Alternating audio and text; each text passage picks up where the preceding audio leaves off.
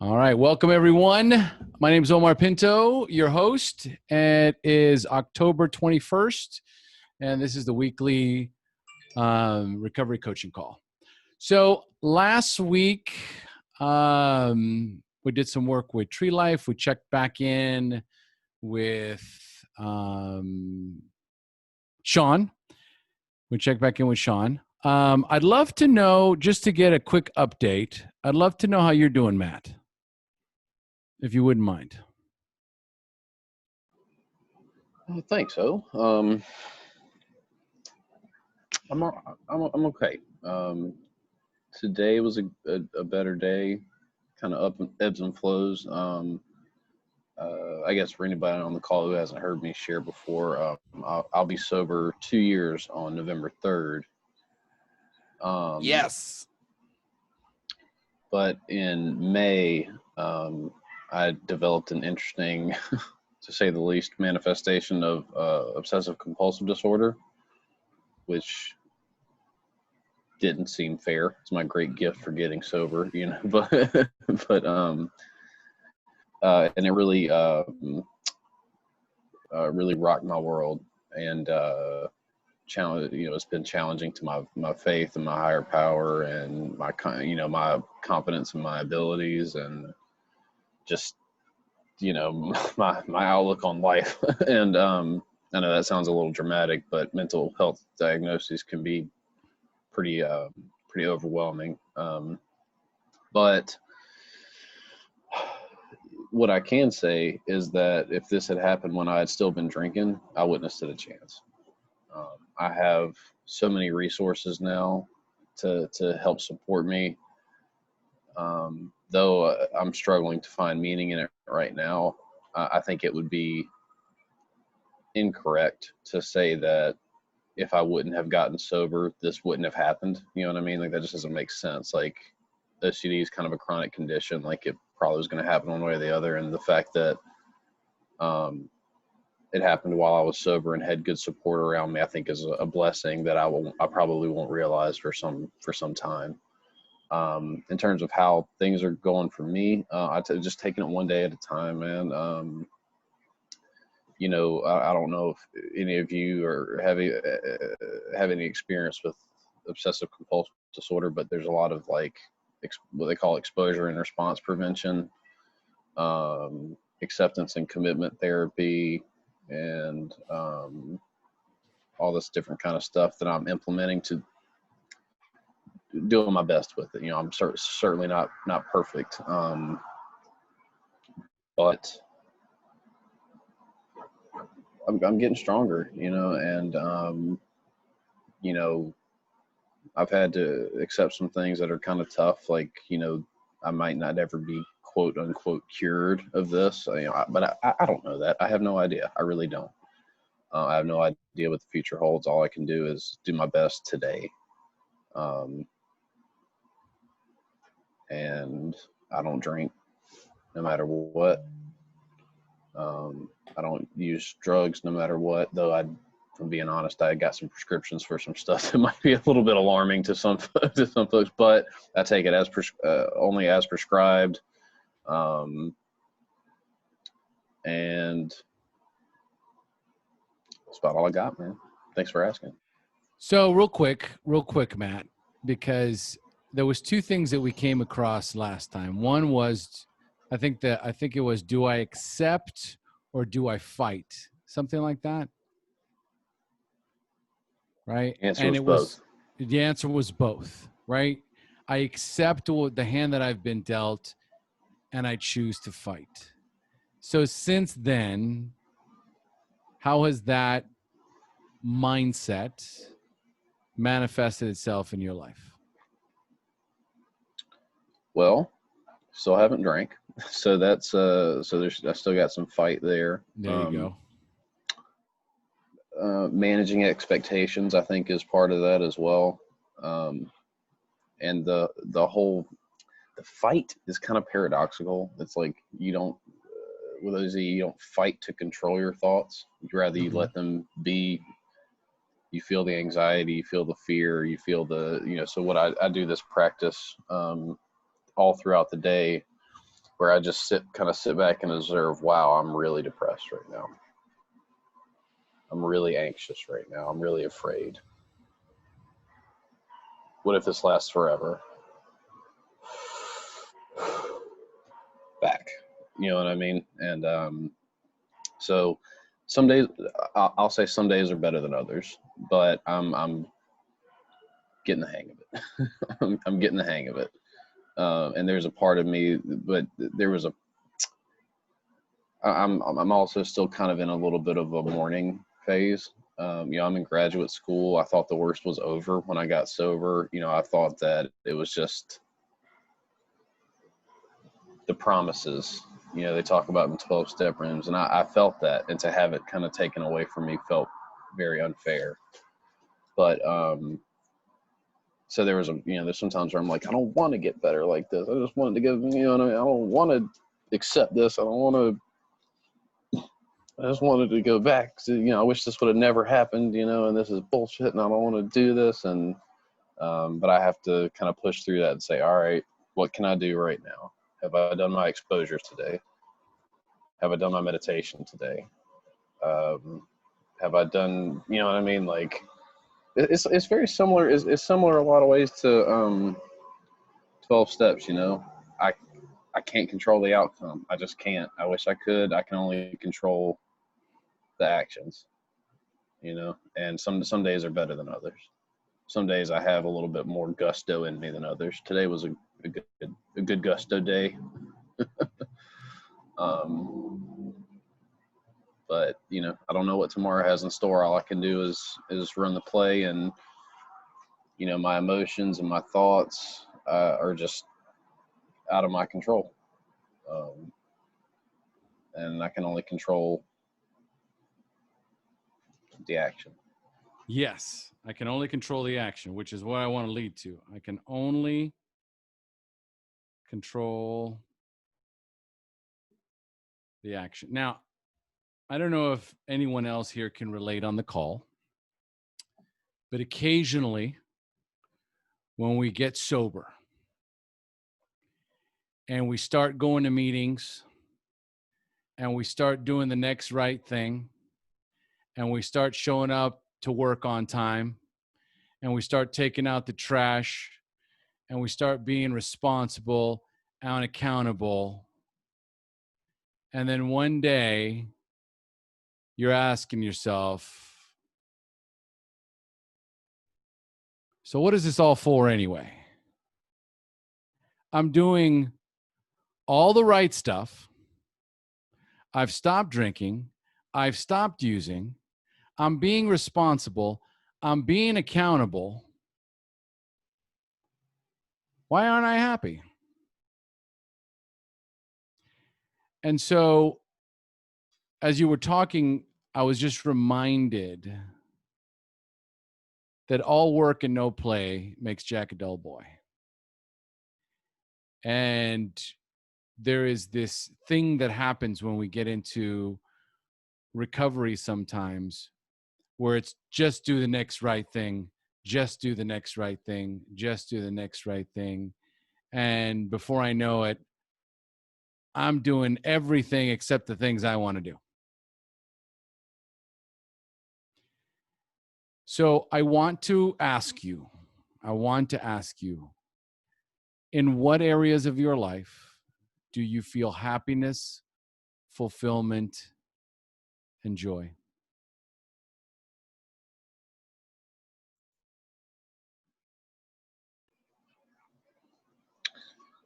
That's an interesting question. And I wish I had a better answer right now. I don't have really any joy right now.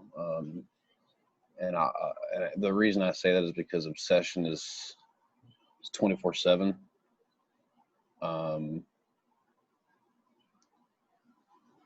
Not no joy. That's not true. But Let's go with that. Let's not even judge, because right there I could feel yourself even judging yourself, going, wait a minute, there's got to be some joy. And I get that. But let's just address the elephant in the room. Okay. I'm not happy. I'm not happy about this situation. I'm not happy about what's going on with me. I can't even enjoy my sobriety because I thought it was going to be different. If we can identify and discuss it, like you were talking about, this whole throwing the tantrum, I think that's what kind of like, it all just kind of spurred me on to remind me that acceptance and fighting and doing the work and practicing my exercises and doing the things I'm supposed to be doing. It's like, that's right. Oh, I'm getting up in the morning and I am doing my exercise routine and I'm eating oatmeal and I'm staying away from sugar and I'm no longer eating pizza and I've stopped having sex. And, why don't you just fucking shoot me?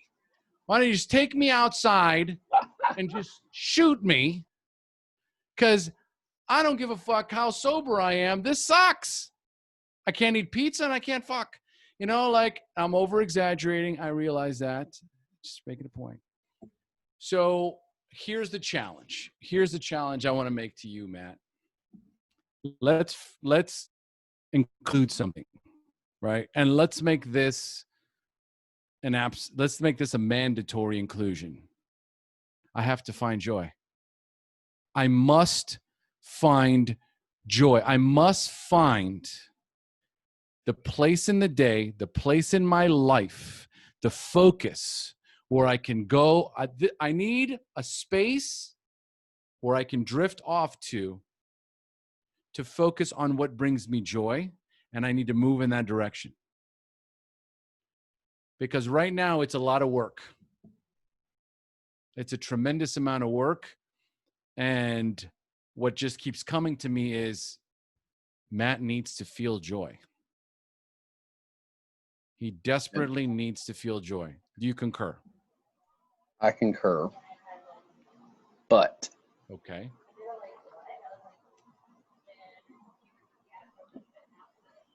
Joy. I don't know. It's like when you chase it, it's hard to find it. If that makes any sense? I do have things that I do enjoy, but I take me with me wherever I go, and my brain goes with me wherever I go. And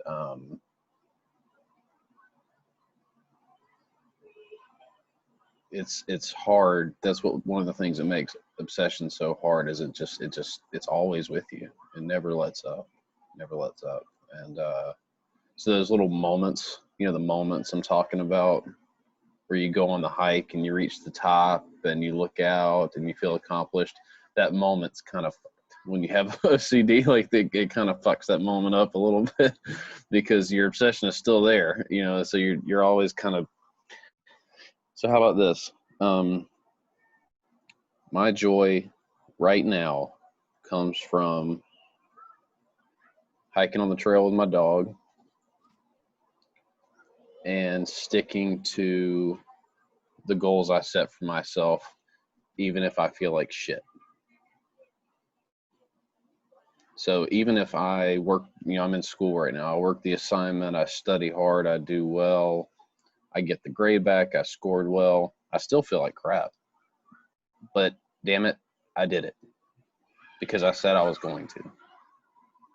So it's like kind of like, this sounds bleak, but my counselor has encouraged me to kind of live off the crumbs for now. What does that mean? That means that I have an obsession that has kind of sent me into a major depression, and I don't want to do anything because I don't enjoy anything. Continue. But what are these crumbs? That means I do it anyway. I do the thing that would bring me joy despite me not getting maximum enjoyment. Okay. So, a year ago, I loved going to AA meetings. Now I don't get as much out of them, but I still go. So basically, it's the idea of take part in the activities that you enjoy, despite not being able to enjoy them to the level you would like at this time. Do not sit at home because when you could do something, because you know what I mean. Sorry, I read that chat and I got distracted. And I'm trying to read it too. Go. Yeah, let's say we can just use depression as an example. You say you're really depressed, so you don't want to do anything, but you still go out to eat with your friends because it's part of it's life. Life doesn't stop just because of how you feel. And continuing to live life, even though maybe you only get a little bit of enjoyment out of those things, whereas you used to get a lot more, but you don't stop doing them. You don't stop pursuing your autonomous goals despite the noise of the machine, as he calls it. So Janine just wrote in here, acting your way into thinking is very piecemeal. I'm pretty sure the "your" was missing in there. Acting your way into thinking. Is that right, Janine? Okay. Acting your way into thinking is very piecemeal. And so something else just came to mind. I'm wondering if it came to anyone else's mind. Somebody else, who else would like to jump in and share? Something just came to me as far as happiness, fulfillment, and joy.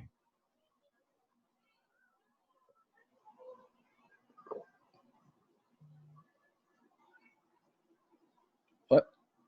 Was it a question? No, I'm push. Oh. I put it out to the group to see if somebody else, because something just came to me. So go ahead, Chris.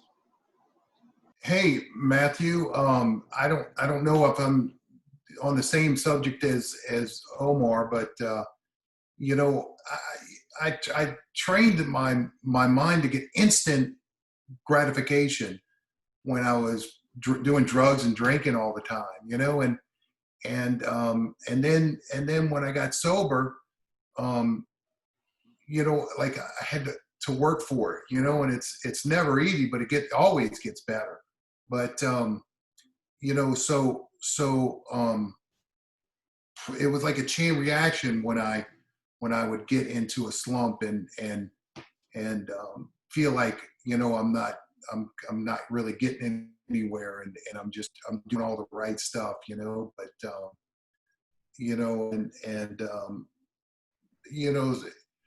I really just felt like I should go pick up Matthew and honk the horn out in front of his house and take him to the beach and him look out his window and go, wow, that's so punk rock, man.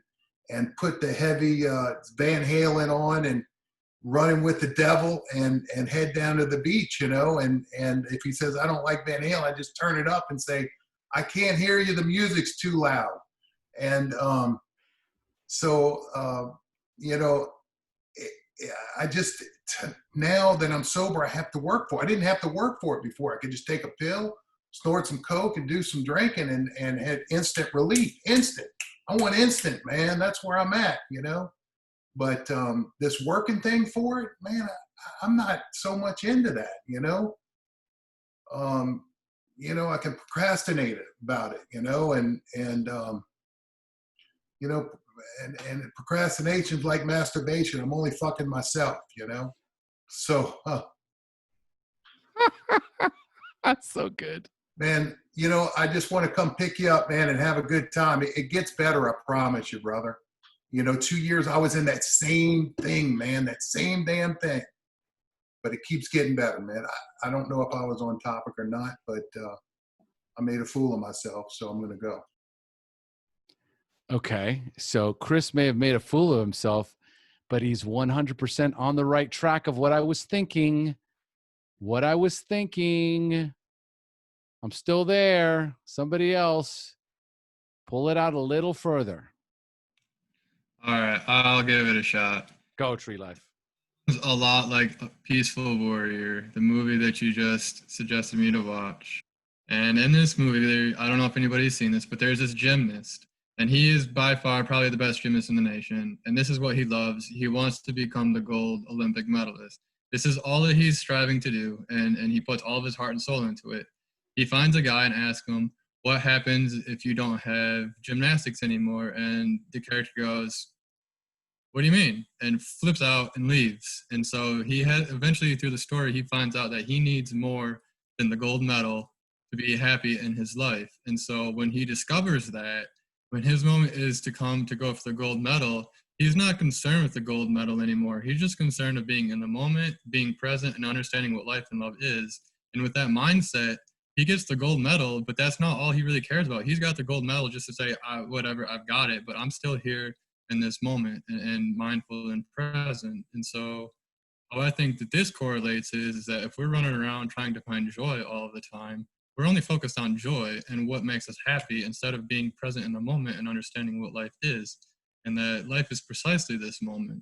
And so when you find the things that you love and the things that you're joyous about, it's never going to happen if you're not present in the moment. So like what Chris said, you can go around and think your way out of it and fuck yourself, but you're never going to find the solution because you're not present in this moment all the time. And so that's what I got from A Peaceful Warrior. And it was a very applicable message to me because I can't even tell you how many times I'm focused on just the gold medal, just the fancy shiny thing that I'm so passionate about, I'm so talented with, I'm a natural gifted at whatever this is, and that's my focus. But when that is gone from me, I have nothing because I've put nothing left into my life other than just all of my hopes and dreams. And it's essentially spreading yourself too thin on something that you don't need to spread yourself too thin on. Try to find balance. I don't know if that's the right track. That's what was ringing in my alarm. Well, here's where you're on the right track. Definitely about being in the moment and being present. Now, Matt, close your eyes for a moment. Close your eyes for a moment. And I want you to imagine that Chris just pulled up outside your house. He's honking your horn. He's honking the horn. You can hear the Van Halen playing. You're like, oh, shit, Chris is here.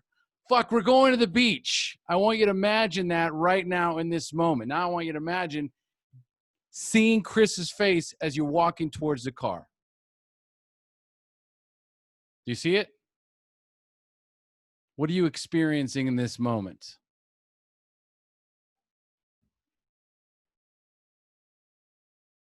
Unmute.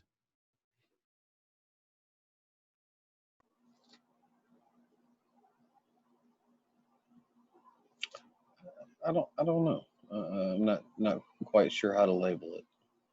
You smiled. Yeah, I like. You're smiling right now. I'm a beach guy. Okay. Okay. Look at Chris. You see Chris? Yeah. Do you know why he's smiling? Why is that? Because the best thing he knows how to do in this moment is get out of his own way and get out of thinking about himself, and was completely focused on thinking about you.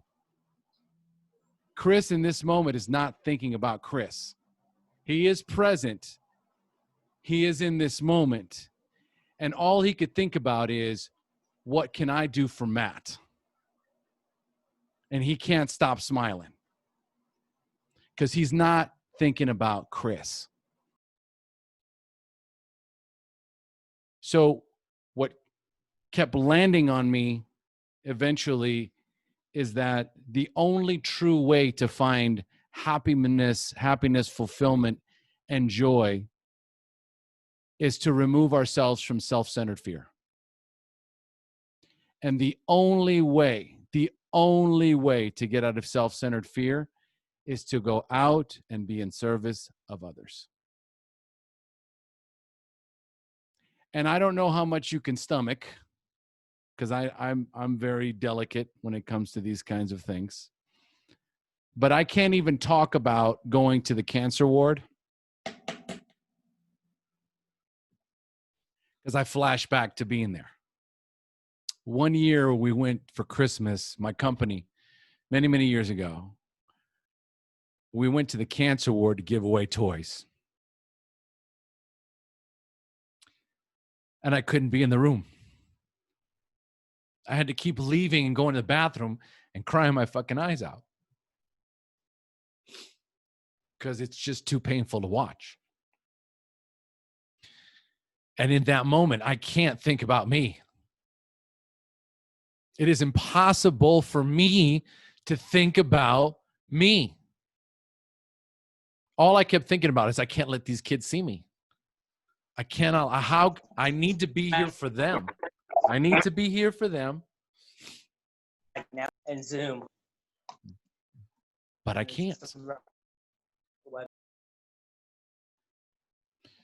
And so I think about the emotions that certain events and things that I've done in my life immediately bring me to tears.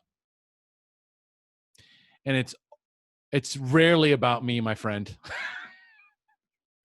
It's rarely about me, right? It's about the day I held my daughter for the first time in my arms. And I knew that my purpose in this world was to be a father. I had lost my will to live. I was a full-blown drug addict with no job and no money and no aspirations except in hopes that maybe the fucking drugs would take me out. And I'm holding my daughter in my hand and I realized this is my purpose. This is what I'm supposed to do. Fuck me. You can go sit on the sidelines and, cry in your own, and throw your own pity party. But as of today, your entire focus, your purpose in this world and in this life is to take care of this little girl and be the best father that you can for her. And I've spent the last 17 years of my life in one way or another finding new ways to make her proud of me, even though she'll never tell me because she's 17. And that's how they roll. But I know she loves me and I know she's proud of me. And I see you smiling. And when we talk about the fight, it's not just about fighting to overcome what you're going through. It's about putting it to the side long enough to get out there and help other people that are suffering and that are struggling, right? And find a way to bench you for a moment so that you can bring some real joy into your life. Because I can tell you, and I know you've experienced this, because you miss those AA meetings. You miss being in a group of individuals that all run around after the meeting hugging themselves.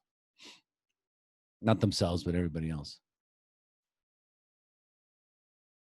But at some point,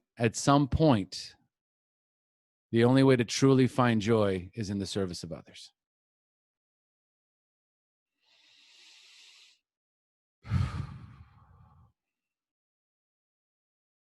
All right.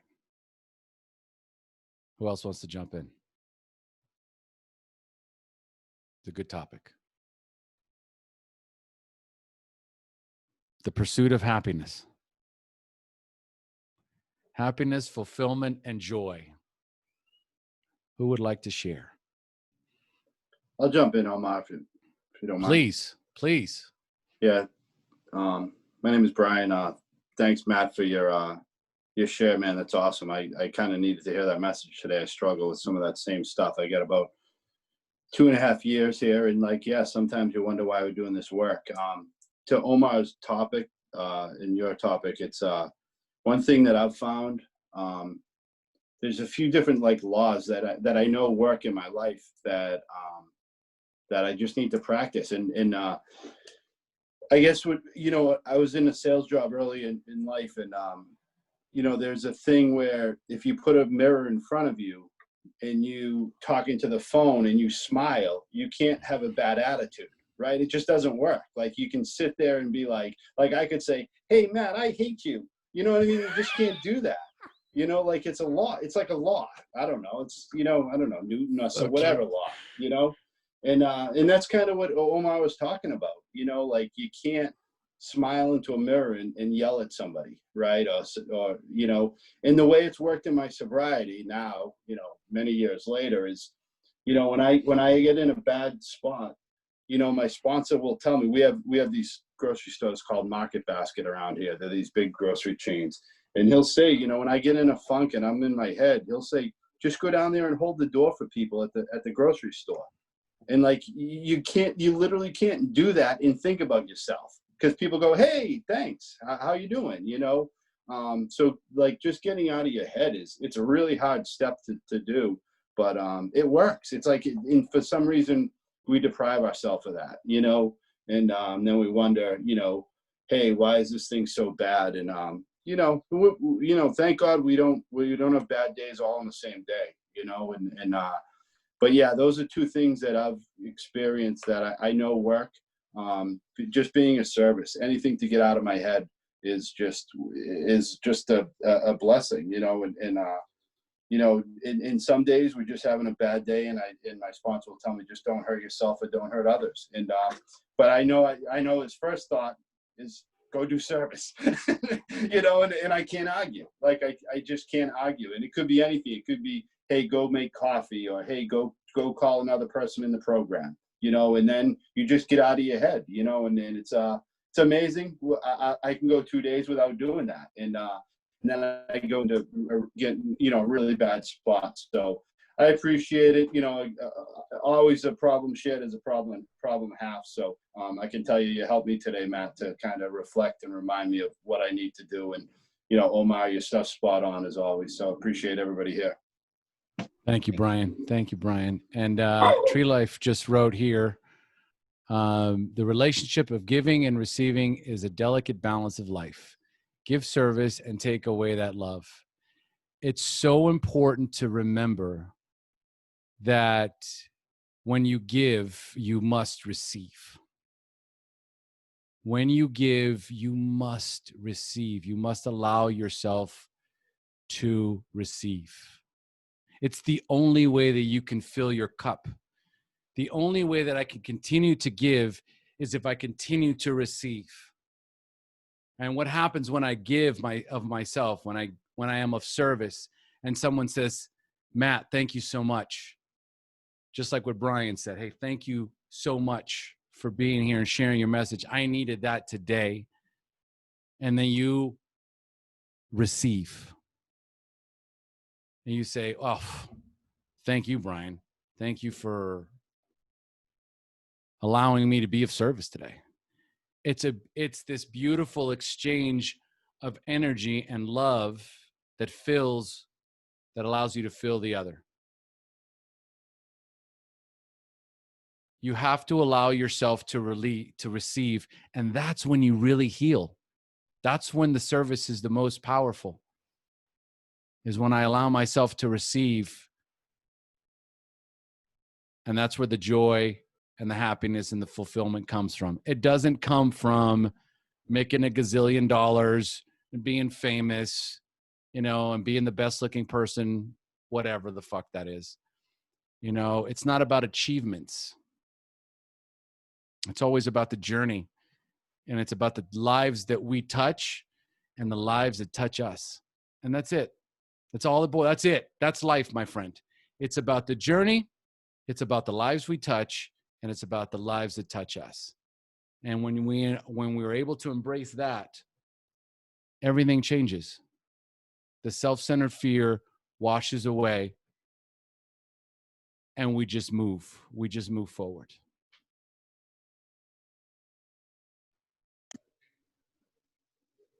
I was going to say really quick that I always spread myself too thin. Like, I always put others before me.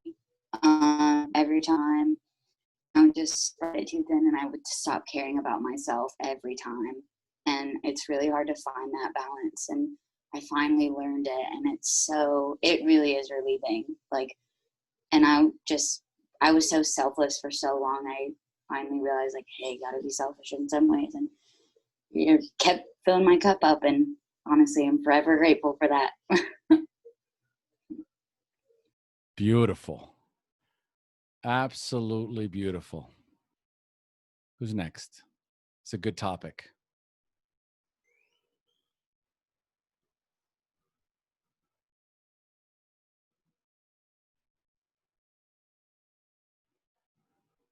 Happiness, fulfillment, joy, service, receiving, allowing. I'll jump in. Beautiful. Hey, everyone.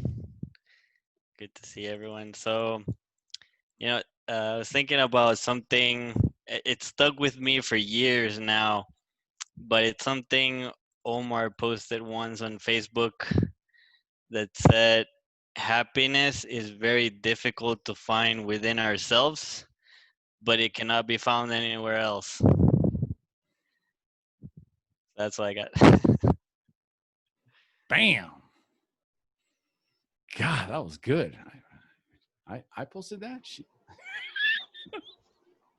I love what Leo put in the chat. Telling yourself, I am worth it, I am lovable, and believing it is the hardest thing to do. And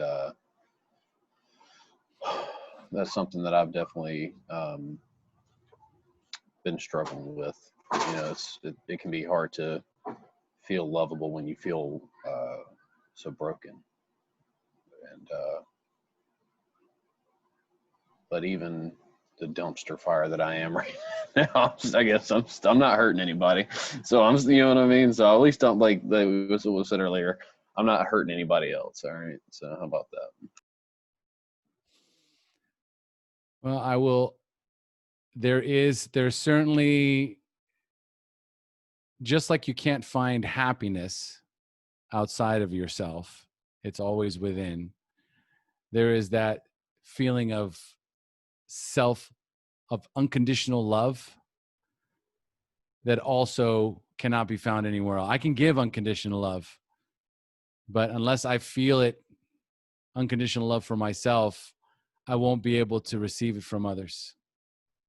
And I don't know if you were here for the call where I coached Leo, and he was able to let go of some very, very, very limiting beliefs, powerful limiting beliefs, and we set him free that day.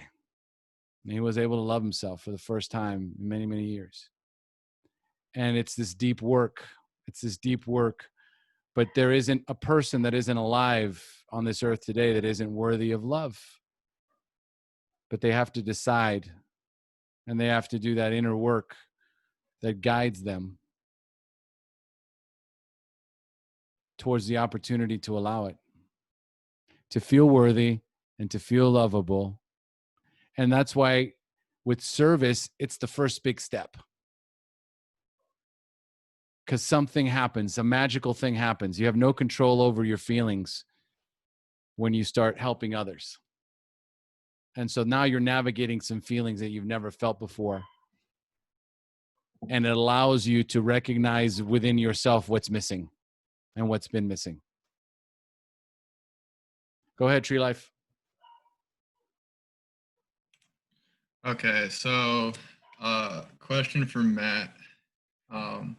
Your response to Leo's chat suggested that you struggle loving yourself. And I was going to suggest what basically Omar said. We actually had a group with Leo and another group with Sean about loving themselves and letting go of things. My question for you is, you don't have to answer this right now, but what are you holding on to prevent yourself from loving yourself?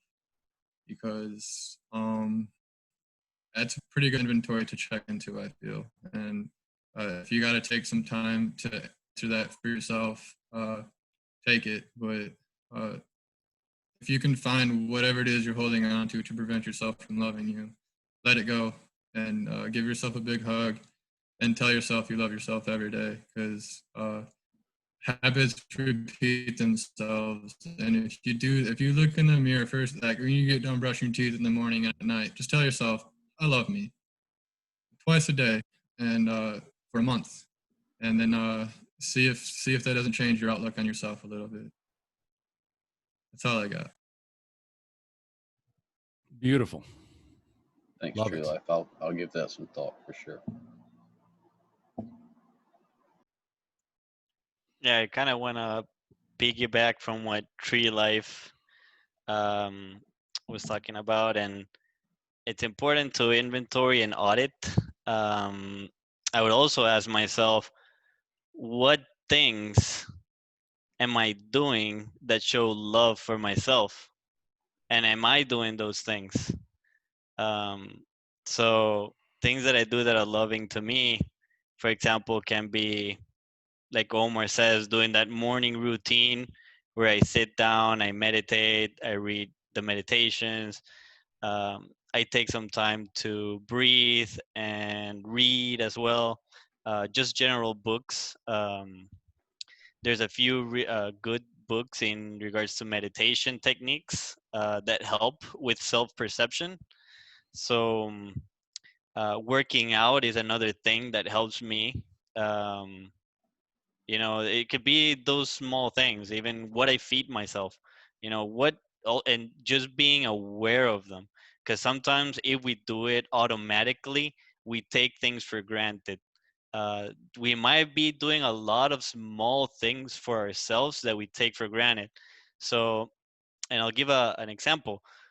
When I first started, when I got to this program, I had to learn like the most basic things a human being learns from early stages in life. So I had to learn that I needed to take a shower every day. So just taking a shower every day is loving to myself, whether I am aware of it or not. Sometimes those 2 points of references are needed for me to have perception and understand that sometimes the most basic things are being loving to myself already. Well done. Well done. Talk about exercise made me want a cigarette. I'm just kidding. Thank you so much for that. Oh, sense of humor. Very important. Very important. Okay, we got 15 minutes. Who else would like to share? Or is there anyone that is struggling with something similar or something completely different?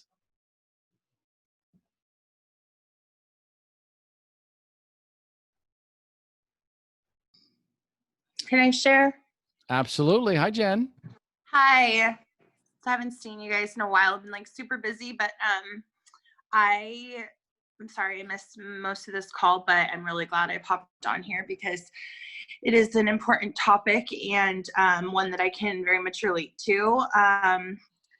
I obviously, like, for those of you that know me, I've been struggling with like self-hatred, self-loathing, all the like horrible thoughts in my head, the negative self-image, all of that. And it's taken me a lot of time, soul searching, journaling, healing, going to a number of different groups, praying, all the like, I don't know, what are those called? Affirmations you can say to yourself. Yes.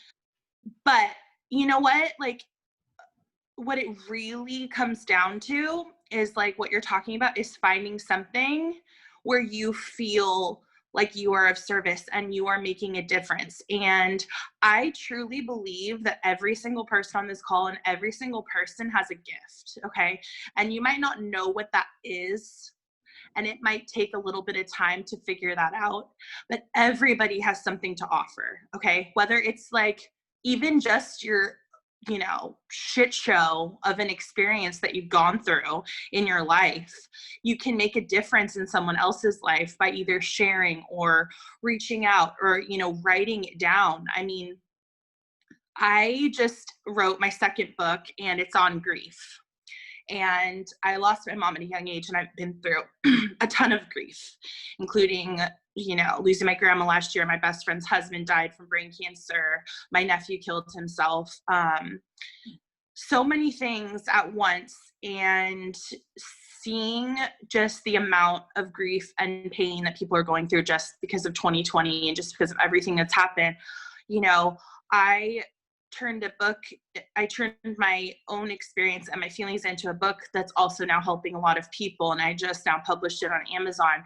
And I'm not saying everyone has to go out and write a book. I'm just saying, like, for me, just from having that and being sober and being able to do that and not just like stay in my little bubble of shit where I'm like, I've been through all this stuff and I am grieving and I am, dealing with the pandemic and I am potty training my kids and I am, fighting with my husband because we're stressed out and finances suck. And it's so easy to get into this like little mindset of like, this is it, you know, but there's so much more.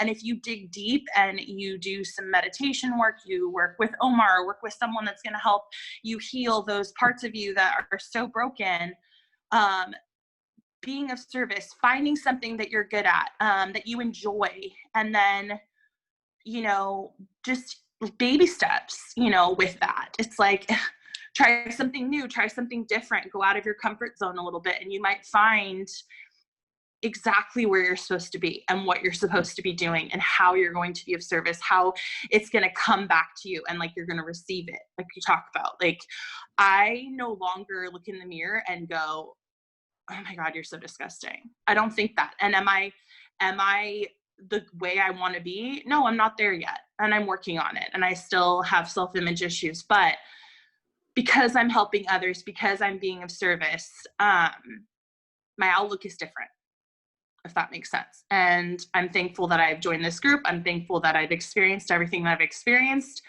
because I know I wouldn't be in this place if I hadn't. So it's definitely hard. It's a process every single day, but you know, everyone just hang in there because you'll find it.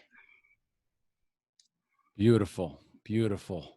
That was great, Jen. And perfect timing. Like, you came in and that's exactly what we were talking about. And what you've experienced in your early sobriety is exactly what we're talking about too. Yeah. I have watched Jen struggle and suffer through the first months of her sobriety, minute to minute. Yeah. And now she's written 2 books. You know what I mean? So, and sometimes it's so hard, like you said, it's so hard to get out of my own way. It's so hard to get out of my own shit. I want to stew in it. And there's secondary benefits to stewing. It allows me to do nothing. It allows me to continue to sit in this stew of shit, of self-loathing, of self-centeredness, of obsession. And what it prevents me from doing is taking action. And so, you know, as I'm listening to Jen, I got 2 choices. I either just continue to feel sorry for myself, or I get into action and I do something, anything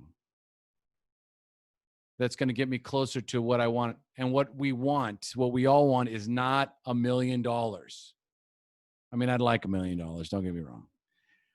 But what we really want is what we think we're going to feel if we were given $1 million. That's what we want. We don't want the $1 million. I want to know what it feels like, because what I'm looking for is happiness, fulfillment, and joy. That's it. I'm looking for happiness, fulfillment, and joy. And this person's driving that car, and this person's living in that house, and that person's wearing this, and that person does that. Maybe if I was doing those things, I would be happy. Maybe if I had those things, I would be happy. So ultimately, that's what we're trying to feel. I'm just trying to feel happy, fulfilled in my life, accomplished, and filled with joy. That is it. That is everything. That's what we seek. That's what we aspire to. That's why I get a master's degree, because I think if I go to school and I get an education and I get a master's degree, and then I'm going to get this great job, and then I'm going to get this great job because it's going to pay me a lot of money, and then I'm going to make a lot of money, and then I'm going to buy my house, and I'm going to get married, and I'm going to have kids, and I'm finally going to be happy. I coach a lot of those people. They're not happy. I have reached the top of the mountain. It still sucks. Still sucks. So what is it that I need to do? The recognition that I have a soul contract. And I created this soul contract before I was born. And this soul contract has a lot of features in it. It has my purpose in it. This soul contract that I have before I'm even born, as soon as I'm born, I have agreed to go on a journey. That journey is to find myself. That's the journey. When we are born, our soul contract is to find ourselves and our higher purpose. And the only way that we find our higher purpose is through this journey, is to identify our gifts, our talents, our qualities, our attributes. We all have them. You all have gifts, you all have talents, you all have qualities, you all have attributes that make you you. Your entire purpose for being here is to discover what those are so that you can bring massive value into the world, to inspire and motivate and help others. Even if it's within your small community, even if it's within your own home, with your children, with your wife, with your husband. But we all have a purpose on this earth. And when we start to move towards that purpose, and we start to identify these gifts, and we start to provide value into the world, it is then that we feel happiness, fulfillment, and joy. Does that make sense?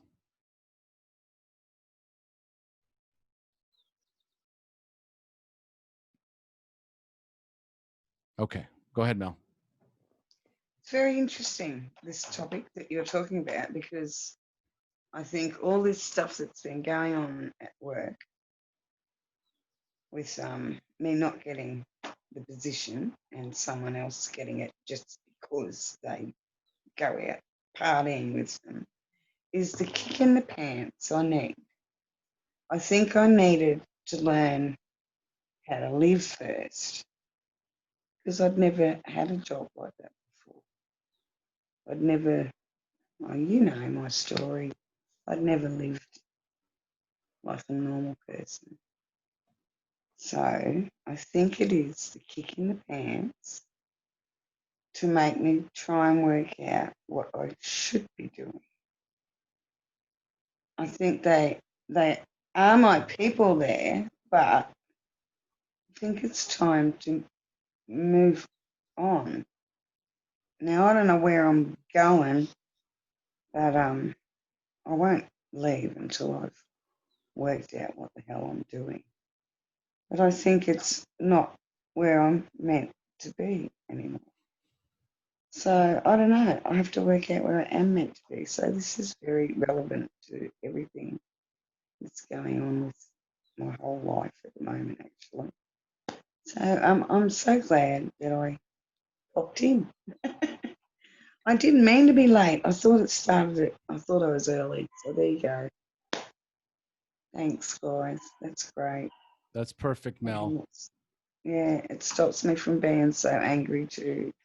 Because obviously it wasn't meant to be, and I hate that. My husband says that, and it pisses me off. That was the first thing he said to me when I said I didn't get it. Oh, it wasn't meant to be then. And every time he says it, I just want to slap him. But he's right. He's right. I hate him. So, but I do love him, so, you know, we wouldn't still be together. So I've just got to work out where I'm meant to be now. I don't know, but it's certainly not in the supermarket. Anyway, I love you all. It's good to see you. I'm very tired. I haven't been to bed yet. So I'll leave it there. Thank you. Thank you. Thank you. So that was a perfect entry right there. Life is just that simple. We each have an internal guidance system that tells us when it's time to move on, when it's time to make a change, when it's time to grow, when it's time to stick and stay, when it's time to dig in, when it's time to learn more. It's all inside of us. when we take the time to meditate in the mornings, practice our journaling, and we ask the important question, is this what I'm supposed to be doing? Higher self. Is this the highest purpose for me right now? And for a while there, it was for Mel. It was absolutely the high. She made radical changes from this job, and now it has served its purpose, and it's time to move on to the next thing. And the suffering and the pain comes from attachment. So the great question was, what are you holding on to that's preventing you from being happy? What are you holding on to? Is it a job that no longer fulfills you? Is it a marriage that no longer fulfills you? Is it a relationship, a friendship? What is it? What is it? What is it that you're holding on to that is preventing you from experiencing joy? It's even in the struggles that we experience joy, so long as it is moving us in the right direction. I suffer from, if only blank, then I'll be happy. It has proven over and over to set me up for even more disappointment and sadness. That's from Ginger. If only I had this, if only I had that, if only I had a master's degree in psychology, if only I had studied under Master Wu, if only I had taken Kung Fu when I was 13, I'd have a black belt now. If only I was 6'5" and played basketball, if only. And it's kind of like what Chris was talking about, you know, procrastination. What is it? It's like masturbation. You're only fucking yourself. And we fuck ourselves all the time. At some point, we have to recognize when we're fucking ourselves and cut that shit out and get into action, a different type of action. And so being in here allows us to go, okay.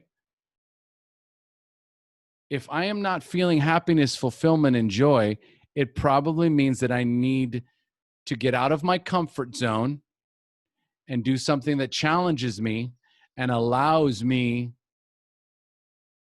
to feel alive. When we jump out of an airplane, there's very few times where you're going to feel more alive than when you're facing death. And guess what? We're all facing death.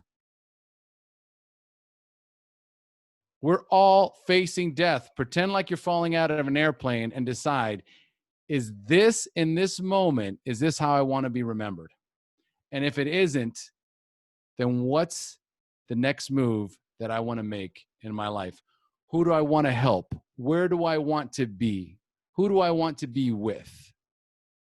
What do I want to learn? What's next?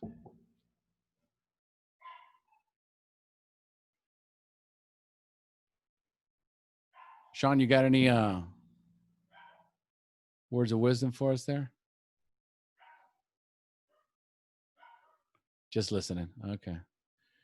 Janine writes, let's see here. Our entire culture and society obsessed with more and getting things done. Our whole lives run contrary to the values of recovery. The need for more. The need for fear and consumption. Comparing ourselves to others. Competition. An inability to be present and be grateful. All right.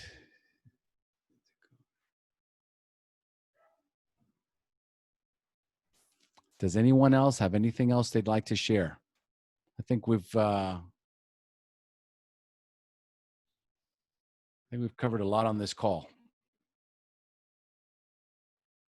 And what comes up for me most of all, the biggest takeaway for this call is, if you're not if you are not currently finding happiness and fulfillment or joy in your life, the best place to start is to get out of the self-centered fear, find a way to be of service to others, and add value into the world. Start there. And then continue the deep work, which is always the morning routine, prayer, meditation, journaling. The answers are within. Of that, I am 100% sure. And of those of you that have watched me do these coaching calls, the answers always come from within. All right, guys. I love you all. Big hand for Matt, for all the participants. We'll see you guys next week. Have an amazing week. Love you. Thanks, so. Thanks, Matt.